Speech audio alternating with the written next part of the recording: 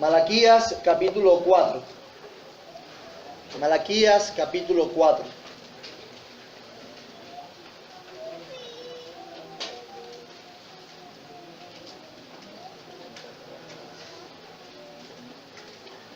Malaquías capítulo 4.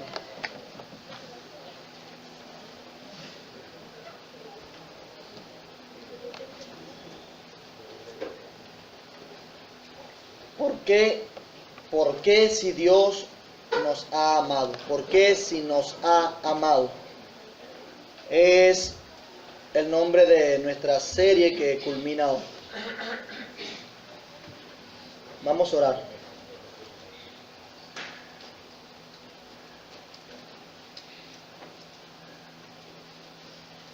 Padre, ¿cómo pudiésemos agradarte, adorarte si tú no nos ayudas? Por eso te ruego.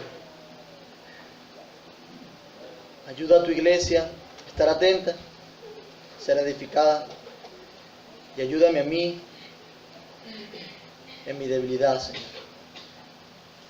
Dirígenos, te lo rogamos, en Cristo Jesús, para tu gloria.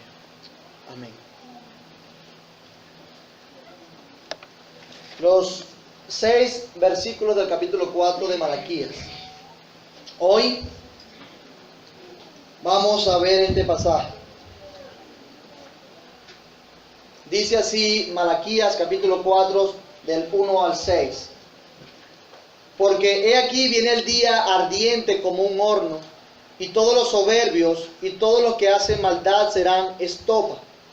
Aquel día que vendrá los abrazará, ha dicho Jehová de los ejércitos, y no les dejará ni raíz ni rama. Mas a vosotros, lo que teméis mi nombre, nacerá el sol de justicia, y en sus alas traerá salvación, y saldréis y saltaréis como becerros de la manada. Hollaréis a los malos, los cuales serán ceniza bajo las plantas de vuestros pies, en el día que yo actúe, ha dicho el Señor de los ejércitos. Acordaos de la ley de Moisés, mi siervo, al cual encargué en Horeb ordenanzas y leyes para todo Israel. He aquí yo os envío el profeta Elías, antes que venga el día de Jehová grande y terrible. Él hará volver el corazón de los padres hacia los hijos, y el corazón de los hijos hacia los padres, no sea que yo venga y hiera la tierra con maldición. ¿Por qué si nos ha amado? Creo que esta es la 10ª predicación, si no me equivoco, acerca de este pasaje.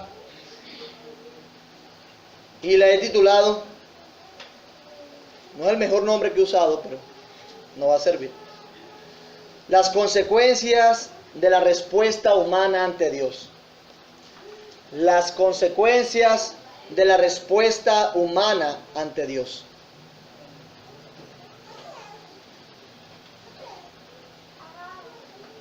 Entonces llegamos al último pasaje de nuestra serie acerca del libro de Malaquías. Un hermoso camino transitado lleno de muchos principios que nos hicieron examinarnos, reconsiderar nuestra vida y arrepentirnos y volvernos al Señor. Por eso, desde el principio de este sermón, quiero decir a Dios sean dadas gracias por su amor, por su inmutable fidelidad y su justicia. La semana pasada vimos un contraste entre el soberbio, orgulloso y aquellos que temen a Dios y que se acuerdan de su nombre. Había un contraste claro entre los orgullosos y los que temen a Dios y se acuerdan de su nombre. Vimos que aquellos soberbios se caracterizaban por ser violentos contra Dios. Aquellos son unos envidiosos que tuercen la verdad, que tuercen las promesas de Dios para justificar su pecado. Niegan que Dios sea justo y que recompense a aquellos que le temen. De hecho, ellos dicen que Dios bendice a los soberbios y que no les hace nada cuando lo tientan. Mientras que los que se acuerdan del nombre del Señor, aquellos temerosos del Señor, para Dios son su especial tesoro. Esos recibirán la consumación de su perdón en aquel día cuando Dios actúe. Aquellos que hablaron cada uno a su compañero brillarán como la joya preciosa de Dios por causa de Cristo. Decíamos que esto es un hermoso consuelo. Entonces, en el día cuando Dios actúe, será evidente quién es quién. En aquel día se podrá saber la diferencia clara entre el justo y el injusto. Tenemos un ejemplo en la Biblia de un personaje que pensaba de esta manera. De hecho, Asaf recordó esa diferencia. El salmista Asaf, Salmo 23, recordó esa diferencia.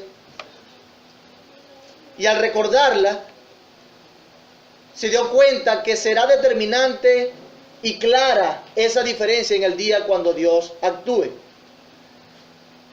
El salmista Asaf recordó cuál era el fin de los impíos y cuál era el fin de los justos.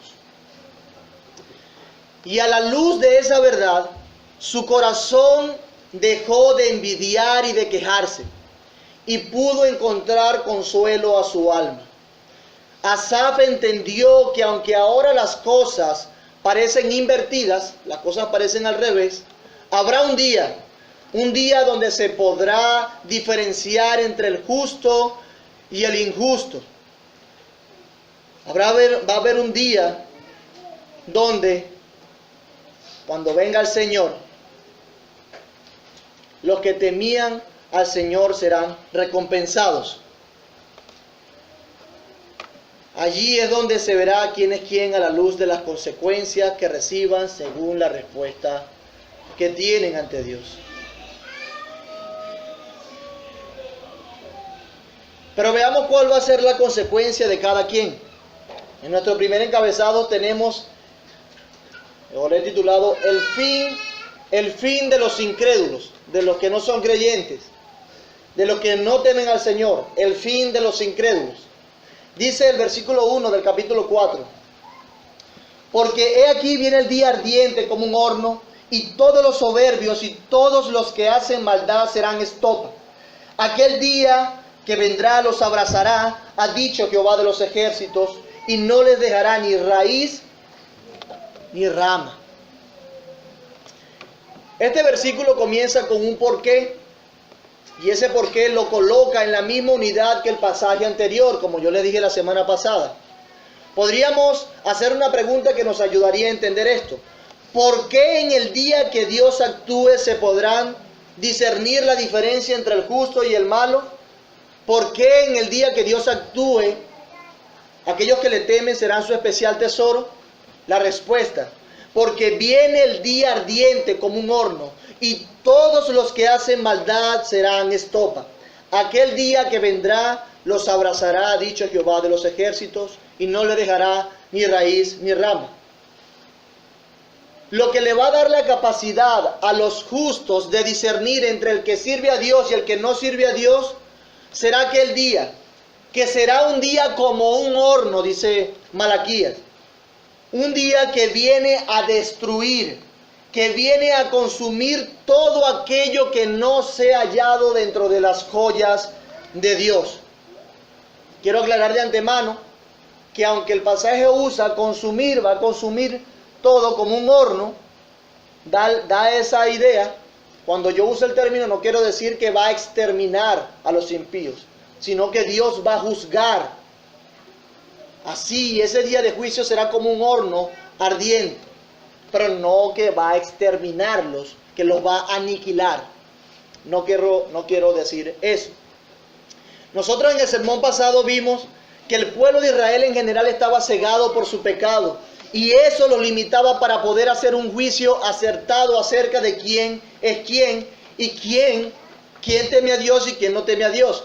Y por eso envidiaron y por eso fueron violentos contra el Señor. Pero aquí hay un argumento súper importante y a mi juicio, y espero que también sea el juicio de ustedes, un argumento muy hermoso. Un argumento que es poderoso para destrozar nuestra envidia y nuestra incredulidad. Y nos pone en perspectiva, fortaleciendo nuestra fe y llevándonos a la piedad. ¿Qué viene? Viene el día en que Dios actuará. Y será como un horno. Y en ese día Dios cumplirá sus palabras de juicio contra todos aquellos que le rechazaron. Aquellos que no creyeron.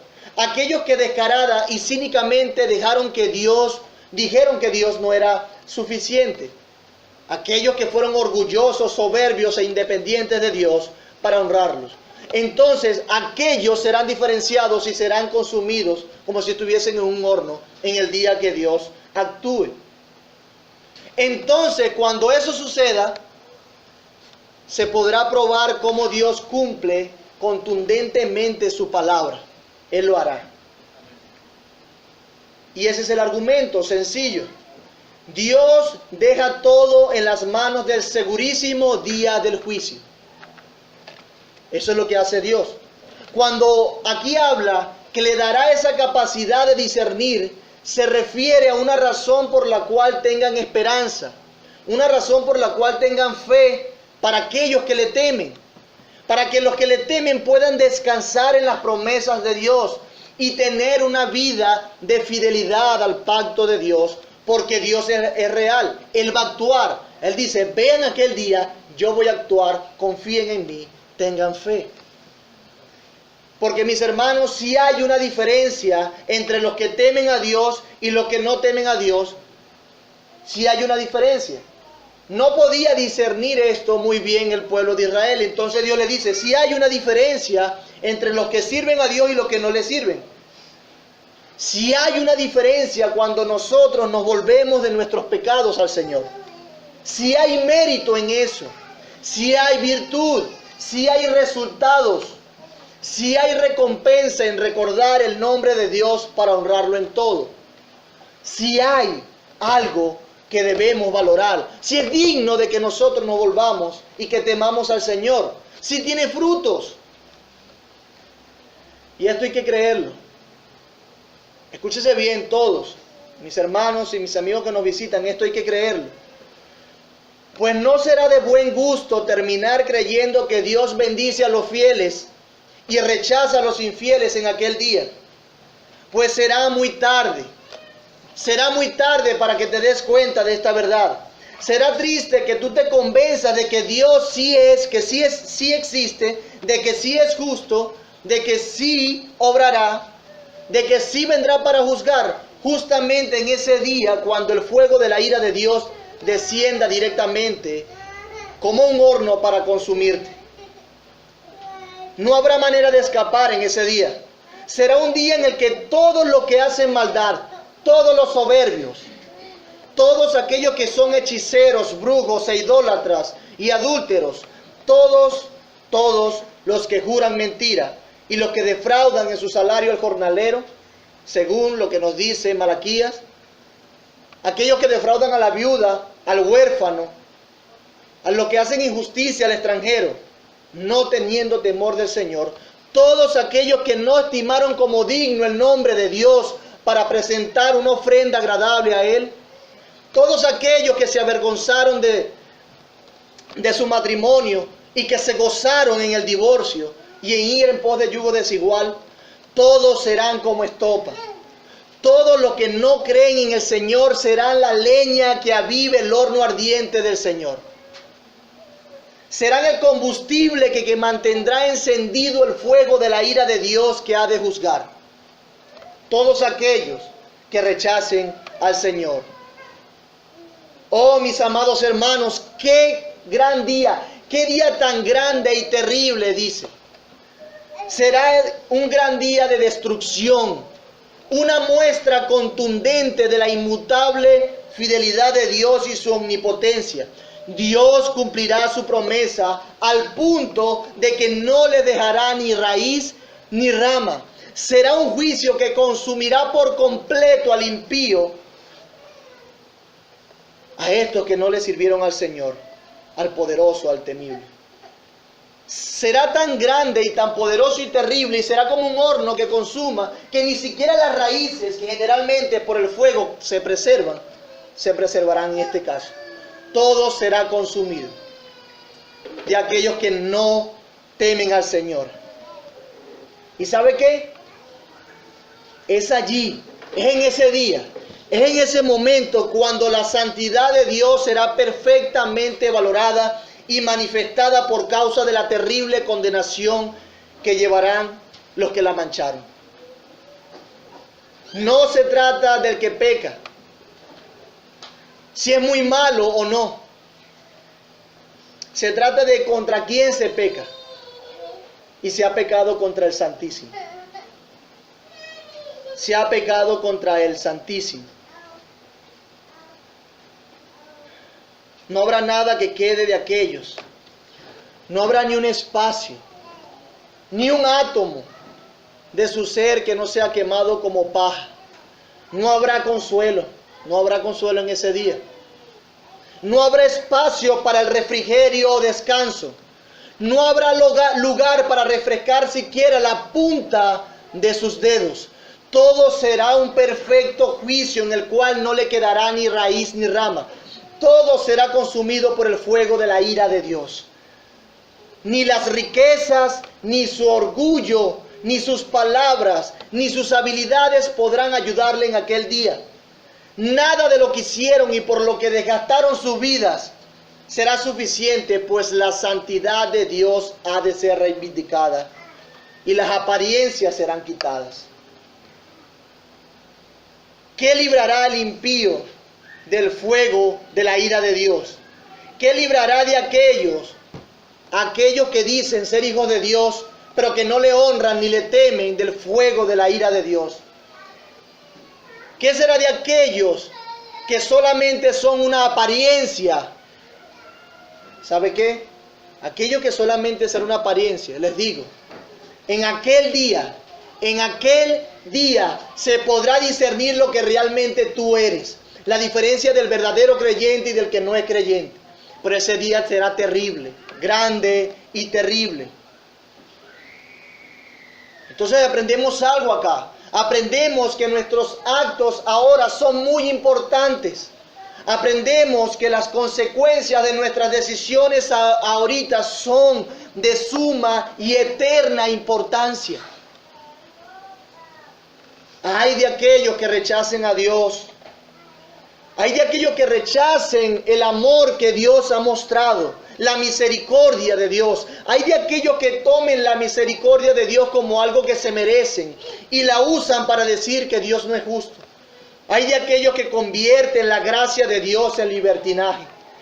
Hay de aquellos que, habiendo palpado la bondad de Dios, se la atribuyen a ellos mismos.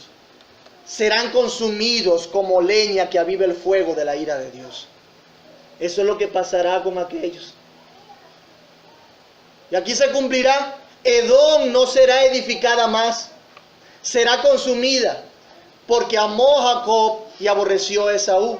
Dios cumplirá su palabra y se podrá discernir la diferencia. Eso es lo que pasará. Eso es el fin de los impíos. Porque aquí viene el día ardiente como un horno, y todos los soberbios y todos los que hacen maldad serán estopa. Aquel día que vendrá los abrazará, ha dicho Jehová de los ejércitos, y no le dejará ni raíz ni rama. Serán consumidos por el fuego de la ira de Dios. Pero aquellos que le crean a Dios, aquellos que le crean a Dios, aunque las circunstancias parezcan indicar que Dios se ha olvidado de ellos, aquellos que continúen en fe a pesar de las dificultades, aquellos que crean a las advertencias y al anuncio del Señor, aquellos que teman al Señor tendrán un fin diferente. Tendrán un fin totalmente diferente. Y ese es nuestro segundo encabezado. El fin de los que temen al Señor. El fin de los que temen al Señor. Versículo 2 dice: mas a vosotros los que teméis mi nombre, nacerá el sol de justicia, y en sus alas traerá salvación, y saldréis y saltaréis como becerros de la manada. Hasta aquí en nuestro pasaje Dios sigue hablando a los temerosos, a los que le temen. Le dice: ustedes los que temen mi nombre. Se refiere a ellos. Estas palabras van directamente a aquellos que han puesto su mirada en el Señor en medio de la situación difícil.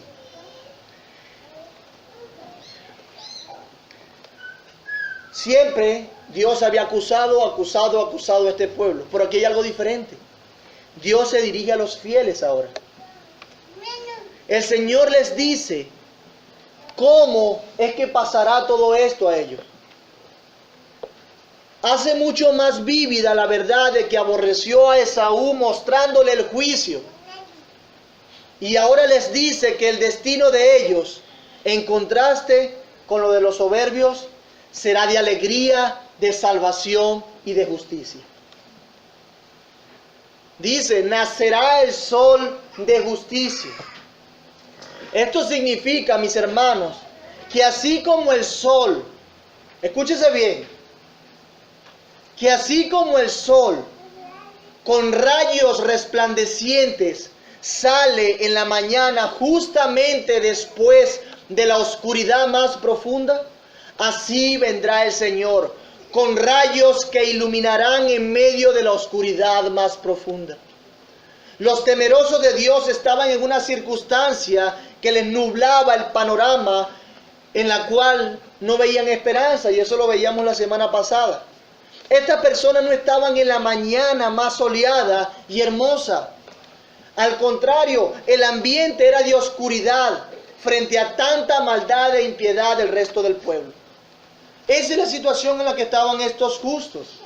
Y Dios le dice a ellos en medio de esa situación difícil, de esa noche oscura que estaban pasando: nacerá el sol de justicia, y en sus alas traerá sanidad, y en sus alas traerá salud, y en sus alas traerá salvación. Cuando habla aquí de alas puede ser traducida también con rayos. Y en sus rayos traerá sanidad y salvación a su pueblo. De hecho, consecuentemente con la idea que aquí se muestra, así como los rayos del sol representan esa calidez, representan ese sosiego ante la frialdad de la noche, así de cálido, así de tierno, así de sosegante será el día que Dios actúe para los justos. Así de consolador. Así cuando eres aliviado de una dolorosa y molesta enfermedad. Así cuando eres aliviado en ese momento que sientes un placer que revitaliza y trae placidez a tu vida. Así será cuando el Señor venga. Un día glorioso de consuelo. Un día donde tú verás que las cosas realmente eran como Dios había dicho.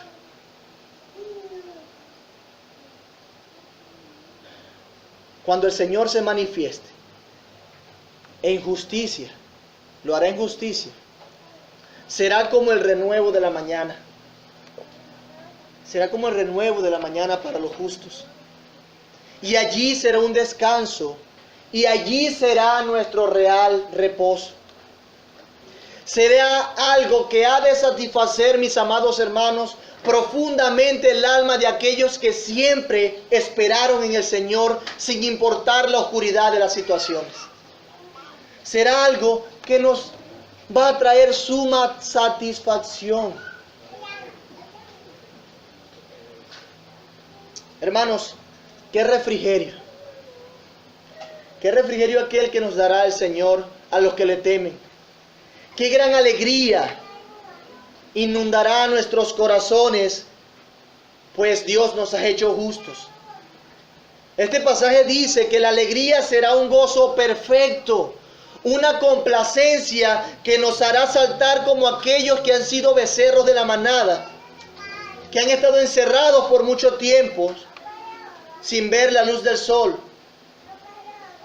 Entonces, recuerden esta imagen, se las presento si algunos no lo han visto. Los becerros, cuando están encerrados por mucho tiempo, no han visto la luz del sol, algunos están hasta amarrados y los sueltan a la sabana. Ellos salen saltando y corriendo alegres porque están en libertad. Están muy alegres y esa es la imagen que presenta. Cuando son sacados a la libertad y a la luz del sol, sin nada que los limite, sin estar amarrados, así seremos. Con alegría y gozo saltaremos por la salvación del Señor. Jehová es nuestra justicia. Así va a ser. Allí será nuestro gozo más sublime. Sol de justicia nacerá y traerá salvación en sus alas. Cuán hermoso lucero que alumbra en la oscuridad. Bendito sea el Señor Jesús. Él es ese sol que nacerá, ese sol de justicia. Hermanos, estos son términos mesiánicos que nos señalan el nacimiento, persona y obra de nuestro Señor Jesús. Nos señalan el día que Él regrese a consumar su reino. Ahora, realmente todos nosotros podemos ser testigos de que Cristo anduvo entre los hombres y vino a salvar. Pero también aquellos que creen en Él esperará que venga de nuevo para juzgar y nos sanará completa y totalmente de nuestro pecado. Consumará lo que empezó. ¿Sabe qué? Cuando Cristo venga, el perdón de nuestro pecado se consumará. Ya no pecaremos más.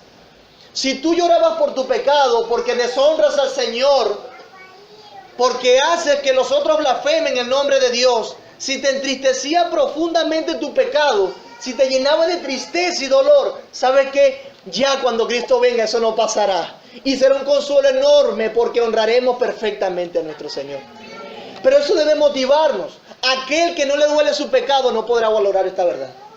Aquel que no se entristece por su pecado no podrá valorar esto.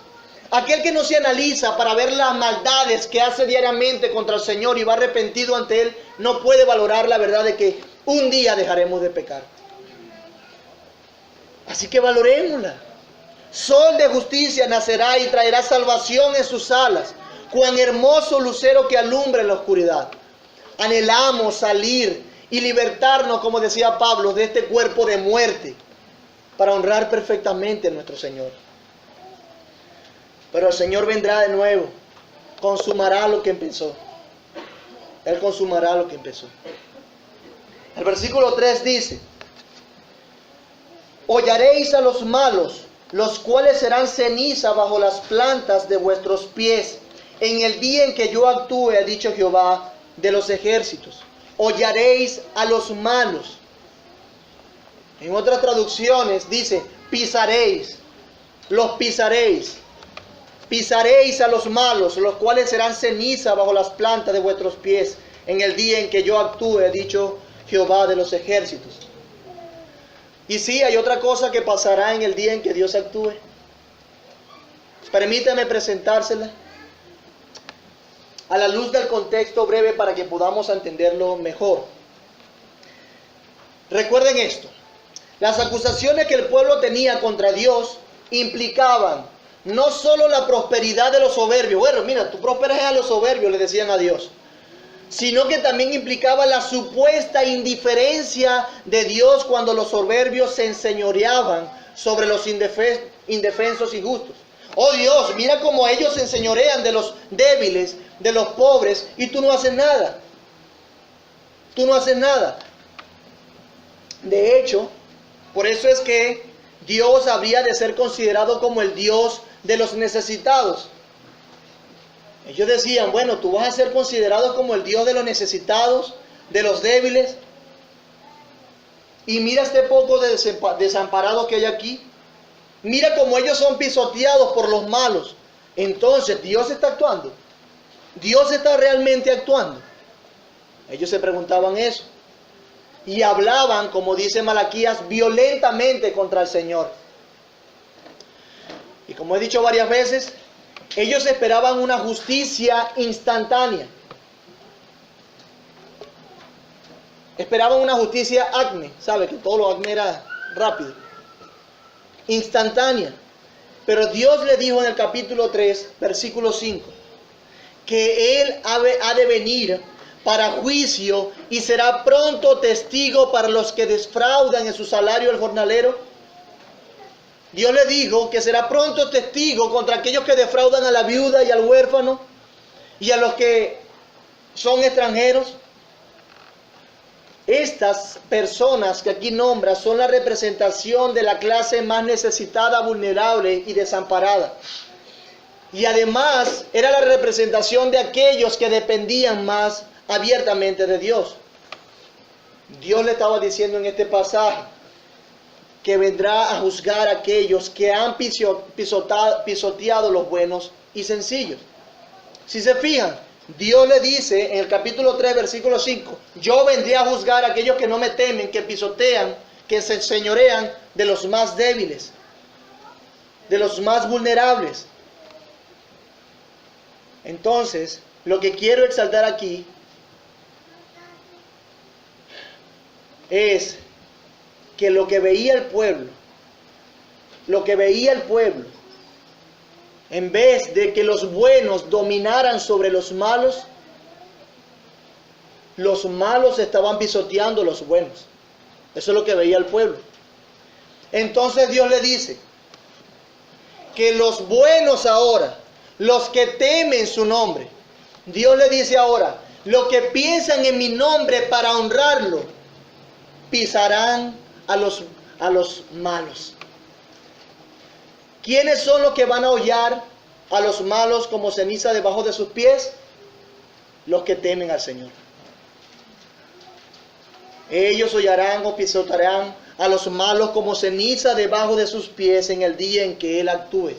Dice el versículo, mas vosotros los que teméis mi nombre el 3, hollaréis a los malos, los cuales serán ceniza debajo de las plantas de vuestros pies en el día que yo actúe. En otras palabras, Dios estaba diciéndoles que las cosas se iban a invertir. Dios estaba diciéndoles que las cosas se iban a invertir. Antes a ellos los pisaban. Ahora los que temen al Señor pisarán a los malos, como la ceniza que queda después de ser consumidos por el fuego intenso de la justicia del Señor. Ahora, en ese día, cuando Dios actúe, los justos resplandecerán ante aquellos que despreciaron al Señor. Ahora se verá la realidad. En ese día, entonces, se verá cuál es que la verdadera prosperidad. En ese día se verá cuál es la verdadera prosperidad. Y esa prosperidad va a estar modelada por la salvación y el gozo de los justos. ¿Sí se fijan? Mientras que los otros lamentablemente recibirán su merecida recompensa y la imagen será clara. Los temerosos de Dios estarán sobre los soberbios y será clara su superioridad.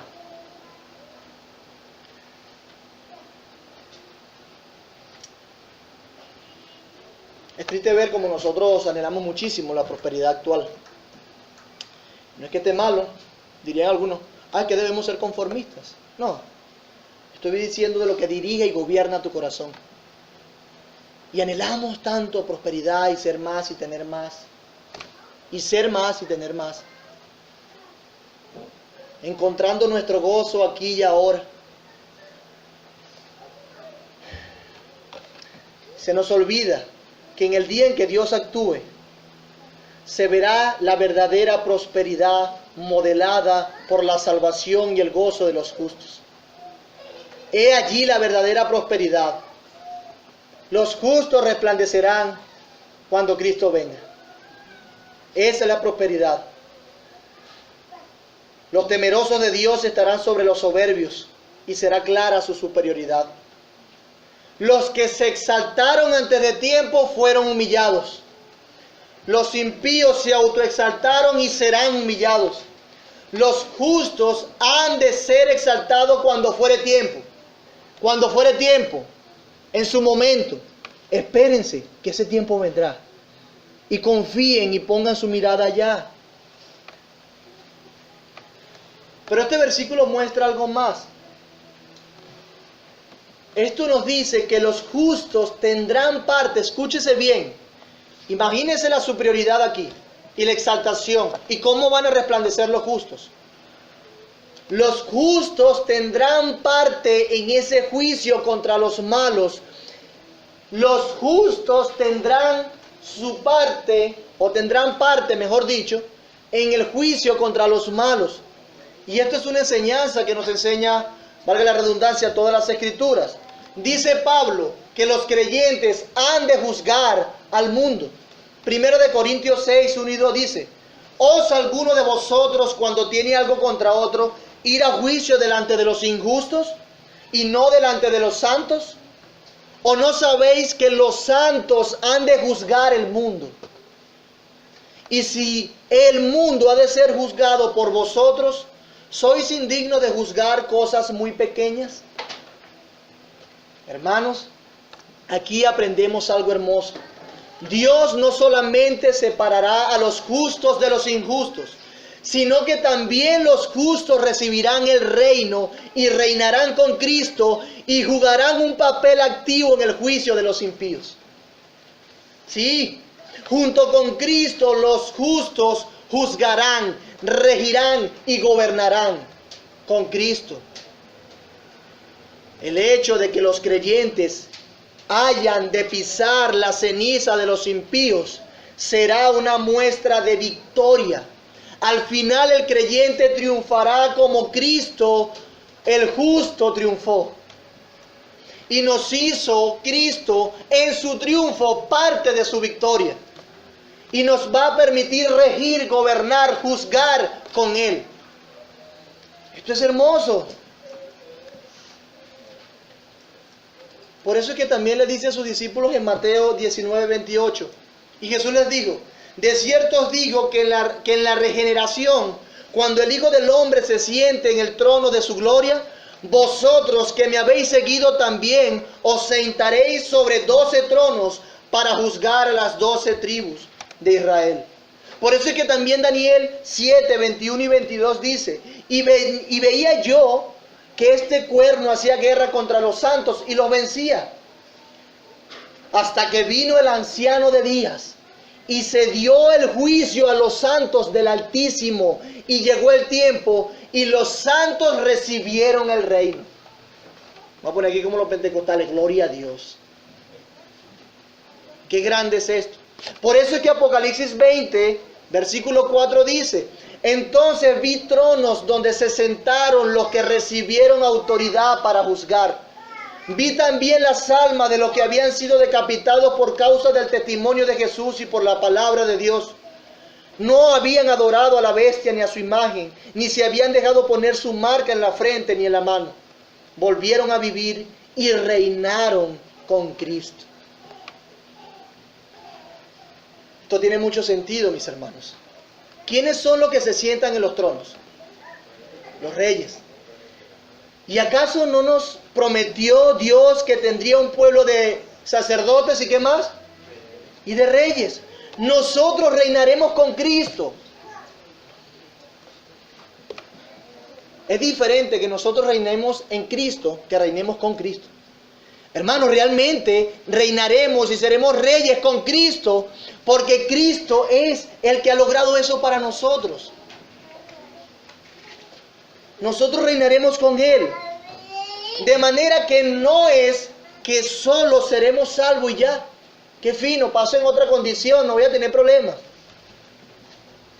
Al igual que Cristo tendremos un lugar privilegiado en el reino de Dios. Y por eso los que temieron a Dios hollarán a los malos, los cuales serán ceniza debajo de las plantas de sus pies en el día en que el Señor actúe. ¡Wow, mis hermanos! ¡Qué privilegio! ¡Qué beneficios! ¡Qué bondades de Dios! Hermano, les ruego, quitemos esa idea limitada de la obra de Cristo y veamos el alcance y los privilegios que Cristo nos da al salvarnos. Es hermoso. Cristo ganó el reino para nosotros Cristo ganó lugares celestiales para nosotros. Cristo ganó la honra de Dios para nosotros. Hermanos, Cristo es y será lo mejor que pueda sucederle a cualquier persona ahora y durante el juicio. Es lo mejor que puede sucederle. Pero esta información debería producir algo en nosotros. Esta información nos debería quitar rápida y contundentemente la mirada de los beneficios. Nos debería quitar la mirada de los privilegios que tienen los impíos. Debería quitarnos la mirada de los deleites terrenales. Esto debería quitarnos las ganas y los anhelos de seguir las corrientes de este mundo y sus estándares. Esto debería quitarnos todo deseo por experimentar los placeres terrenales. Esta información, mis amados hermanos, nos debería dejar de ver lo temporal y perecedero para poner nuestra mirada en las glorias venideras y eternas cuando Cristo se manifieste. Eso es lo que debería ser, porque es más valioso, es mejor. Es mejor de todo lo que tú puedas experimentar hoy. Todo lo que tú puedas experimentar y lo que quieras tener y lo que puedas ganar va a ser poca cosa. Pablo decía que va a ser basura. A la traducción la tradujeron basura, pero significa estiércol. Porque mejor es Cristo y su reino. Por eso, como va a ser más glorioso y como esta verdad debería quitarnos nuestra mirada de envidiar al impío.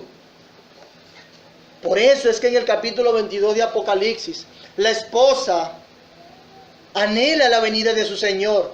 El Espíritu dice, ven. La esposa dice, ven. Ven, Cordero de Dios.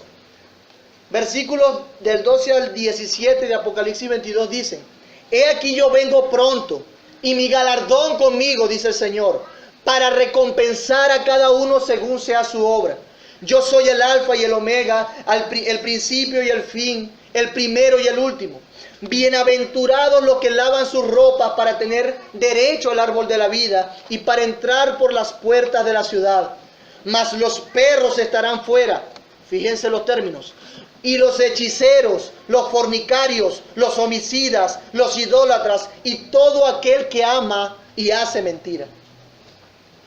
Yo, Jesús, dice el Señor, he enviado mi ángel para daros testimonio de estas cosas en las iglesias. Yo soy la raíz y el linaje de David, la estrella resplandeciente de la mañana, el sol de justicia. Y el espíritu y la esposa, ¿qué dicen? Ven. Y el que oye diga, ven. Y el que tiene sed, venga. Y el que quiera, tome del agua de la vida gratuitamente. Y su pueblo tiene que decir, Señor, ven pronto. Anhelamos esos deleites. Anhelamos estar contigo. La iglesia ha de unirse también en esta oración. Cristo, ven. Anhelamos tu regreso, donde seremos completamente beneficiados y seremos saciados de justicia y seremos profundamente consolados. Oh, mis amados hermanos, cuántas lágrimas, cuántas tristezas, cuántas decepciones y humillaciones hemos sufrido en esta vida. Qué desconsolados nos hemos sentido en este mundo caído. Anhelando que se haga justicia y que los creyentes sean reivindicados. Sí, ese sufrimiento viene de diferentes flancos, de diferentes maneras. Sufrimos, nos entristecemos, todo nos deprime, casi todo nos quiebra y nos llena de impotencia. Nos sentimos pisoteados por los poderosos, nos sentimos hollados por los malos. Desde los simples ladrones hasta las más altas mafias de corrupción son una causa de indignación para nosotros, porque tienen el control de todas las cosas, hasta tienen el control de quitarnos la vida. Cuánto temor e impotencia sentimos al ver las injusticias.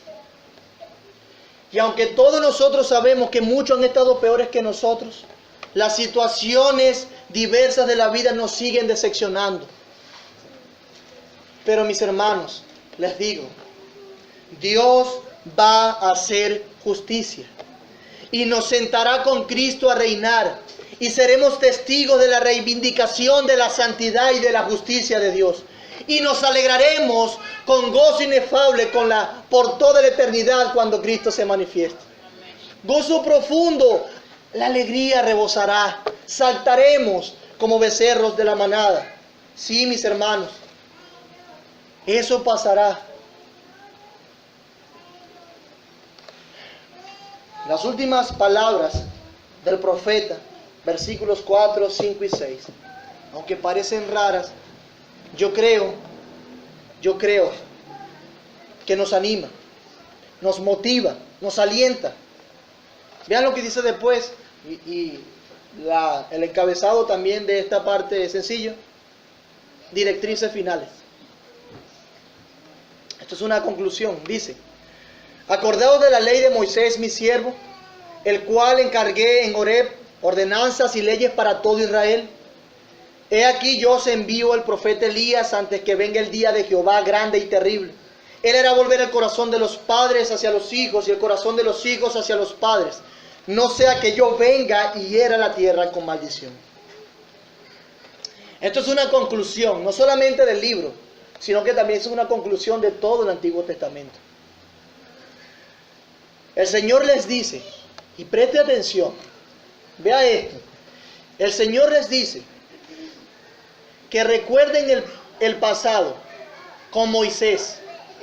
Recuerden el pasado con Moisés y las leyes dadas por medio de él en Sinaí para guardarlas. Aquí el Señor a través de Malaquías no nos desprende de su pasado. Al contrario, Dios lo que hace es reivindicar su ley, la que dio en Sinaí, como testimonio del pacto que él hizo con su pueblo. Eso es lo que hace. Dios sigue amando su pacto y correspondiendo con ese pacto. Entonces los hace voltear al pasado para luego ponerle su mirada en el futuro. Dios le hace voltear al pasado, acordados de la ley de Moisés, mi siervo, la cual encargué en Horeb ordenanzas y leyes para todo Israel, para después ponerle su mirada en el futuro. He aquí yo os envío al profeta Elías antes que venga el día de Jehová grande y temible. Es como si Dios estuviese diciendo: sí, recuerden a Moisés y guarden la ley. Ámenme obedeciendo mis mandamientos. Témanme, acuérdense de mi nombre y mis estatutos. Ámenme con todo su corazón, con toda su alma, con todas sus fuerzas. Proclamen mi palabra y motiven su obediencia desde sus hogares. Pero también recuerde que yo vendré. Y un testimonio contundente será la venida del profeta Elías, que preparará el camino antes que venga el día de Jehová grande y terrible. Dios le dice: vivan a la luz de aquel día en que yo actúe, para que cuando llegue sean hallados como mi especial tesoro y mi gozo, y su gozo sea inefable. Más o menos eso es lo que estaba diciéndole el Señor a través de estas palabras.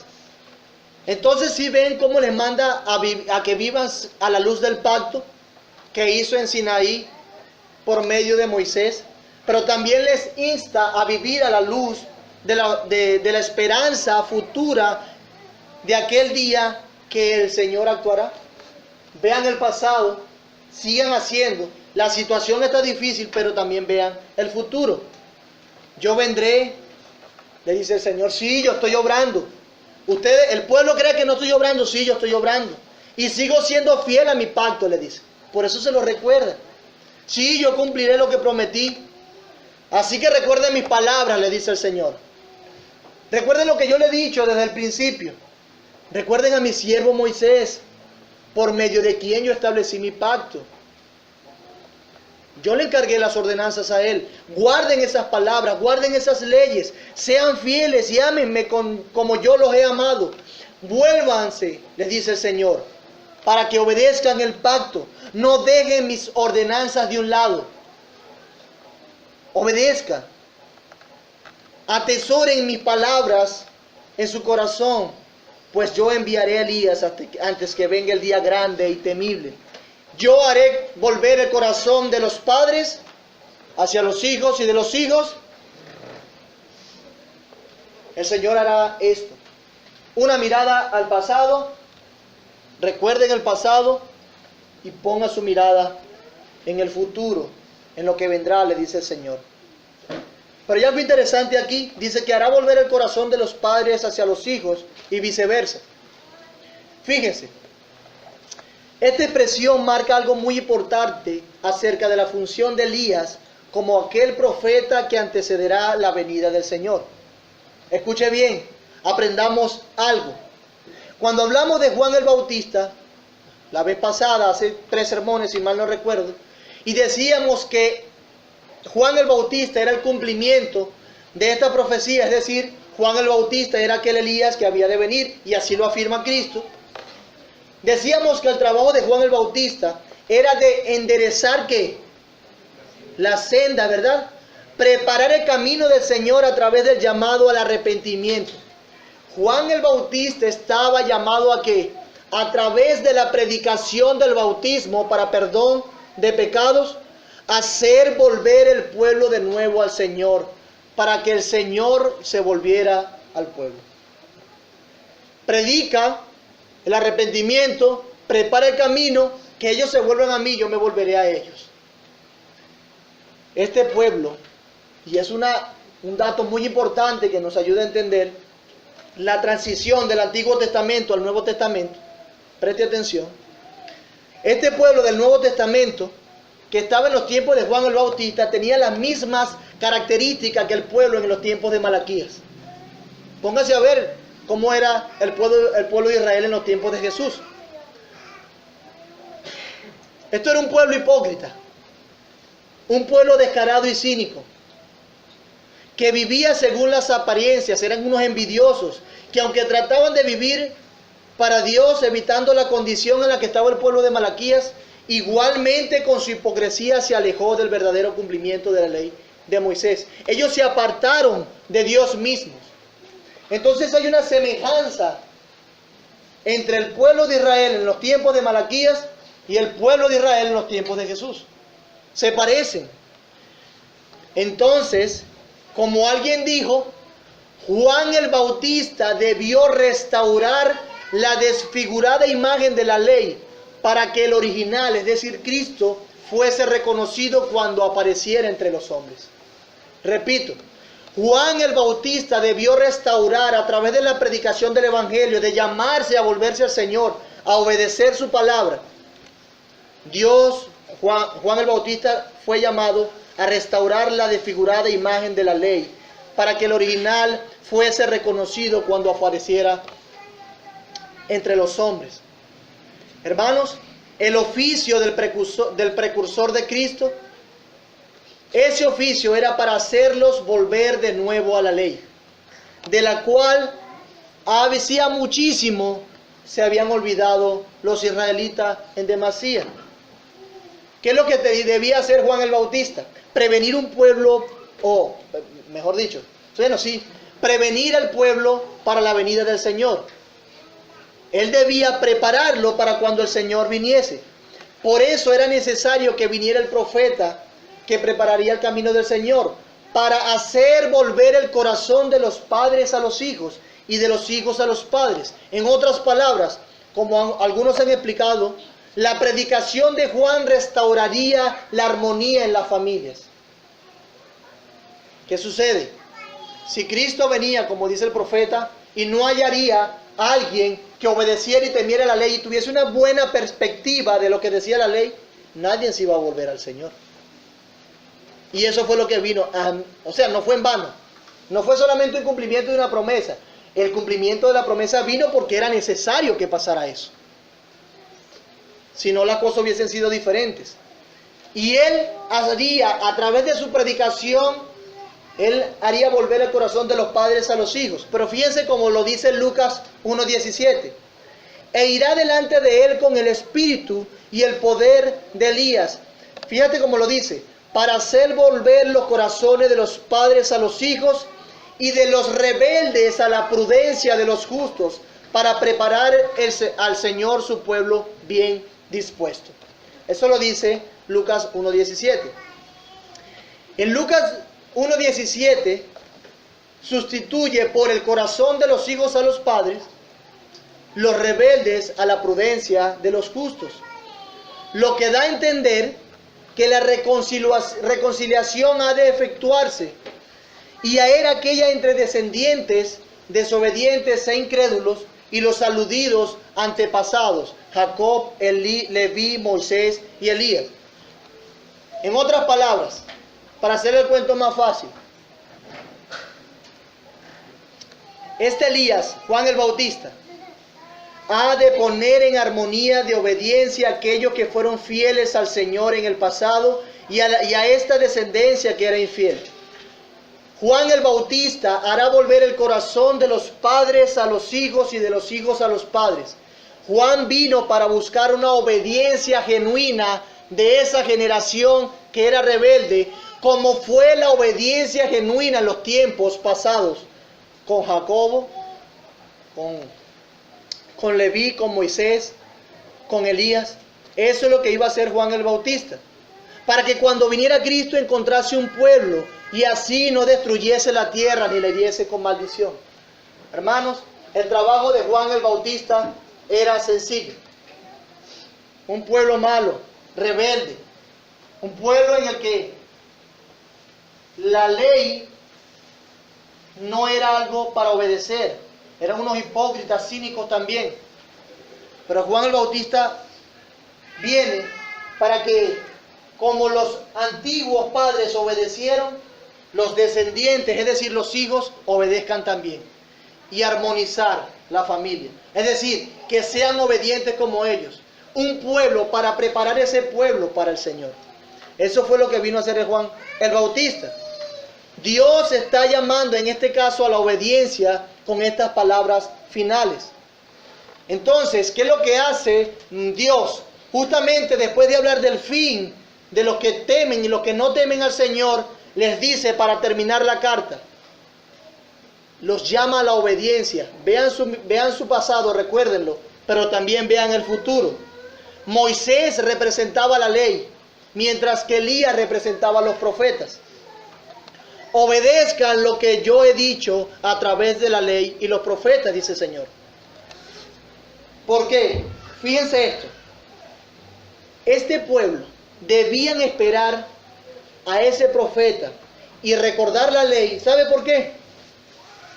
Porque pasarían 400 años sin una revelación especial de Dios. Es decir, este pueblo pasaría 400 años sin que Dios se manifieste a través de un profeta. Y Dios le dice, recuerden la ley de Moisés y recuerden los profetas, obedezcan, sigan obedeciendo o procuren la obediencia. Y seguramente en esos 400 años el pueblo volvería a inclinarse en sobremanera al mal y era necesario que recordaran la ley y los profetas. ¿Ven lo que está pasando? ¿Ven lo que le dice Malaquías? A fin de cuentas, mis amados hermanos, estas últimas directrices de Dios marcan de nuevo la pauta para el remanente y los llena de esperanza. Los motiva a seguir siendo fiel. Los motiva para seguir alumbrando a través de su obediencia. Los alumbra, los motiva, los lleva a seguir representando a Dios entre las naciones. Eso es lo que quiere Malaquías. Y los motiva, pues Cristo vendrá y los antecederá. Cristo vendrá después de Elías para que no hiera la tierra con maldición. Hermanos, veamos lo que pasó aquí. Y esto nos ayudará a seguir aplicando este pasaje a nosotros y a darle un inicio más contundente a nuestra aplicación para terminar. Vean lo que estaba pasando aquí entonces. Lo que Dios estaba diciendo a través de Malaquías era que debía o estaba haciéndole un llamado a volverse a la revelación especial de Dios. Repito, Malaquías estaba haciéndole al pueblo un llamado a volverse a la revelación especial de Dios. ¿Cuál era la revelación especial? Los profetas y la ley. En otras palabras, vuélvanse a las escrituras dadas por los profetas y por Moisés. Lo mismo debía hacer Juan el Bautista. hacer volver a las escrituras a esa generación para que sean obedientes como lo fueron sus padres, sus antepasados. Y sabe que lo mismo hizo Cristo. Les dio la verdadera interpretación de la ley, enseñándoles que se volvieran a la ley, la cual era Él mismo. Cristo les enseña que se vuelvan a Él, el sol de justicia que nació y volverá a de ser Cristo. ¿Y saben quién más hizo eso? ¿Quién hizo este llamado? Los reformadores. Los reformadores, ¿sí? Los mismos reformadores hicieron este llamado. Ellos, igual que el profeta Isaías, dijeron: a la ley y al testimonio, si no dijesen conforme a esto, no le ha amanecido. Hermanos, por eso es que nosotros confiamos que las escrituras son nuestra máxima autoridad y juez último. Las escrituras mismas nos dan testimonio de eso. Por eso es que creemos en la sola escritura, pues es consistente con el patrón divino para preservar su pueblo, para que haga su voluntad. Aquí también aprendemos a vivir a la luz de la justicia divina. Hermanos, el volverse a las escrituras no es cosa de hombres, es cosa de Dios, como hemos visto. Pero también habla algo de la luz. Nos da luz este pasaje con respecto a vivir en justicia divina. Fíjense lo que dice Isaías 51, 7, 8. Isaías 51, 7, 8. Dice así.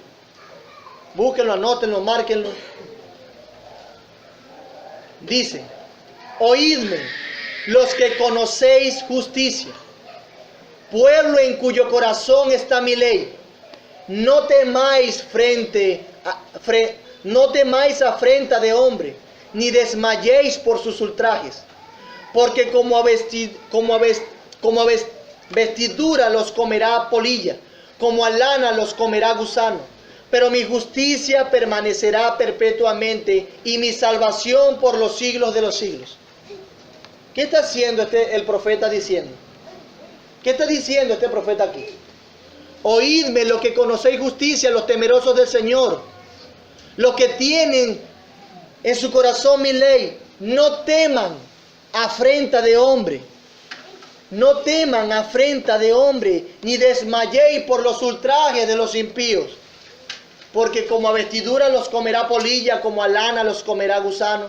Pero mi justicia permanecerá perpetuamente, y mi salvación por los siglos de los siglos. ¿Qué está haciendo? No teman, confíen en aquel día que yo voy a hacer justicia. Es lo mismo. Oh, mis amados hermanos, este es un llamado a que vivamos esperanzados en que Dios obrará. Dios va a obrar, hermanos. ¿Por qué entonces envidiar al impío o envidiarnos entre nosotros mismos? Hermanos, ¿por qué rechazar al Señor si Él actuará? ¿Por qué no dar una adoración digna de su gloria? ¿Por qué no volvernos con corazones genuinamente arrepentidos al Señor? ¿Por qué no hablar con sabiduría y apartar de la iniquidad a muchos? ¿Por qué no predicar? ¿Por qué no tener matrimonios que representen el pacto de Dios con su pueblo? ¿Por qué no honrar a Dios honrando a nuestros hermanos y hermanas? ¿Por qué no repudiar el divorcio y luchar por nuestros matrimonios? ¿Por qué no presentar ofrenda agradable a Dios? ¿Por qué no presentar lo mejor de nuestra vida al Señor? ¿Por qué no pensar constantemente en el nombre del Señor? ¿Por qué no hacer todo esto, mis hermanos, si Dios va a actuar? Él va a actuar, Él va a obrar, Él vendrá a juzgar y sacará a la luz todas las cosas. Vendrá y consolará a su pueblo, y seremos su especial tesoro. Nos llenaremos de alegría, nos llenaremos de gozo, se consumará nuestro perdón y recibiremos la recompensa. Mis amados hermanos, debemos vivir a la luz de aquel día. Eso es lo que quiere decirle el Señor a este remanente fiel. ¿Piensas tú en el día del Señor? Cuando Él actúe, ¿lo tienes en mente siempre?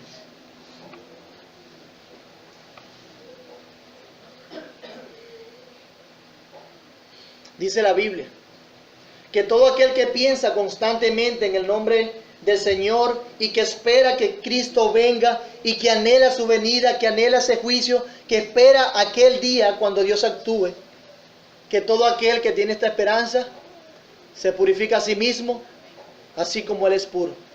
Dice la Biblia que todo aquel que tiene esta esperanza espera a su novio como una novia ataviada. Dice la Biblia que todo aquel que tiene esta esperanza de que Dios actuará, vivirá esperando momento a momento ese día. Lo anhelará, se preparará para ver a su Señor cara a cara. Así como te preparas para que tu negocio sea más grande o para que salgas muy bien en la universidad o en el colegio. Así como te preparas para que las cosas te salgan bien y anhelas tu triunfo y tu éxito. Yo creo que más grande y mejor debes esperar al Señor y este día. Y prepararte más y más y más para la venida de tu Señor. Para cuando le veas cara a cara. ¡Qué momento! ¡Qué momento! La Biblia dice que todo aquel que tiene esta esperanza de que Dios actuará, tendrá una lucha constante con su pecado. Peleará arduamente con sus concupiscencias. Se resistirá a ser atraído por los placeres temporales. Amará a Dios más que al mundo y sus deleites. Hará obra en la mies del Señor, para cuando el Señor vuelva lo halle haciendo como le fue encargado. Todo aquel que tiene esta esperanza, todo aquel que espera verdaderamente en su Señor, no se quedará quieto. No se quedará quieto. Y a sus consiervos servirá como un mayordomo que obedece a las órdenes de su Señor. Bienaventurado aquel siervo al cual cuando su Señor venga le haya haciendo así. En verdad os digo que le pondrá sobre todos sus bienes. Mis amados hermanos, si el pueblo de Israel iba a pasar 400 años sin revelación y Dios los manda a acordarse de la ley y los profetas para que no se alejen de Él, ¿cuánto más nosotros hemos de hacerlo que llevamos 1900 años sin una revelación especial como antes? ¿Cuánto más nosotros que esperamos al Mesías? ¿Cuánto más nosotros hemos de vivir recordando la palabra del Señor, que esperamos el sol de justicia? Nosotros, muchos más afirmados entonces, hemos de estar en su palabra y su esperanza. Pensar en ella, atesorarla, meditar en todo tiempo en ella. ¿Has hecho tú así? ¿Has hecho tú así? ¿Hemos esperado al Señor? Si no lo has esperado así, si ni siquiera lo pensabas, si ni siquiera entendías que era importante, bueno, arrepiéntete y ven a Cristo y empieza a valorar las riquezas de la gloria venidera. Ven a arrepentimiento, mi hermano, y que el Señor sea propicio a ti. Mas si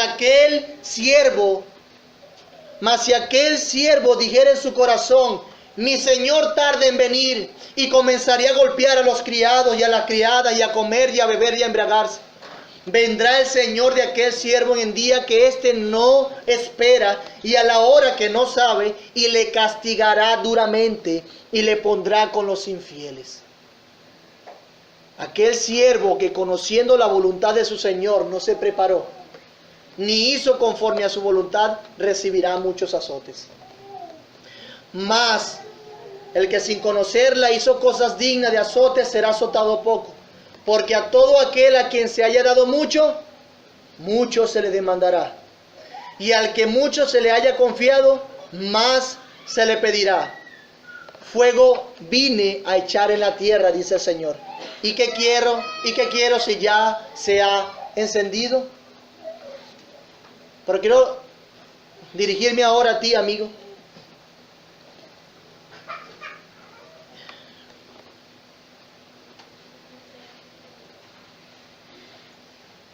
Entiendo que tú has escuchado todo lo que yo dije. Anhelo eso. Y has visto la gloria y has podido palpar de alguna manera lo que será hallarse entre los tesoros del Señor. Pero tú, mi amigo, tú que me escuchas hoy, que no has creído en Cristo, tú que no has creído en el sol de justicia, que no has creído en el sol de justicia, que no has creído en el Salvador, Ay de ti que sigues muerto. Ay de ti que no te has preparado ni has hecho conforme a la voluntad del Señor. Amigo, serás azotado por la eternidad por despreciar al Salvador. Te ruego, vuélvete a Dios, vuélvete al Señor, ven en arrepentimiento. Ven en arrepentimientos. Pues eres como aquellos que serán como estopa que avivará el fuego de la ira de Dios. Así que ven con fe en arrepentimiento.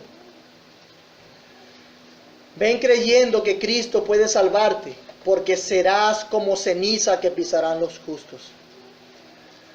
Ven a Cristo, vuélvete a tu Creador para que seas salvo en aquel día que Dios actuará y seas encontrado entre los justos, para que seas consolado y no condenado. Arrepiéntete y cree en el Señor Jesús y no serás echado al infierno donde el fuego no se apaga, donde el gusano no muere. Vuélvete al Señor, tu Dios, y saltarás de alegría como becerros de la manada en el día del Señor. Vuélvete al Señor, ven a Cristo. Cuánto amor, cuánta misericordia ha mostrado Dios con su pueblo. Cuán fiel ha sido, cuánta misericordia ha mostrado Dios contigo, amigo. Dios no te ha consumido aún. Vuélvete al Señor antes que sea demasiado tarde. Vuélvete al Señor. Ven a Cristo. Mi hermano, ven a Cristo. Y lucha arduamente porque Cristo vendrá. Y aquellos que no haya haciendo la voluntad de su Señor, los echará con los infieles. Usaré unas palabras de alguien que dice: que el predicador y sus oyentes tengan la gracia para estar atentos a la palabra profética permanente como a una antorcha que alumbra el lugar oscuro hasta que el día esclarezca. Al Trino Dios, Jehová, sea toda la gloria para siempre.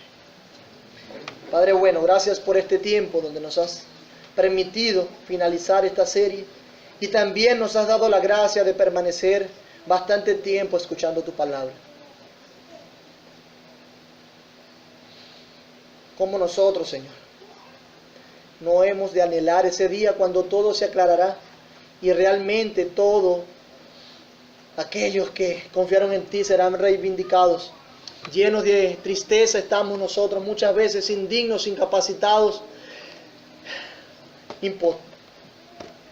impotentes nos sentimos, Señor, a ver la maldad. Muchas veces pecamos contra ti diciendo que tú no actúas. Perdónanos, Señor. Perdónanos por envidiar al impío, porque sabemos cuál será su fin. Y ayúdanos a alegrarnos en la belleza de aquel día cuando tú actúes, donde nos perdonarás, donde, Señor, nosotros estemos gozosos porque nos recompensarás, reinaremos contigo, juzgaremos a los malos, nosotros gobernaremos contigo, reyes y sacerdotes seremos del Dios Altísimo. Ayúdanos a la luz de esta esperanza es anhelar tu venida, vivir para ti como novia ataviada, haciendo la voluntad tuya, Señor, sabiendo que tú nos ves, sabiendo que es necesario que te obedezcamos en todo. Tu iglesia te dice: ven, Señor, ven. Ven pronto, haz justicia y glorifícate y lleva a tu pueblo a tu diestra. Te lo rogamos en el nombre de aquel que es el alfa y el omega, el principio y el fin. En el nombre de nuestro Señor Jesús. Amén.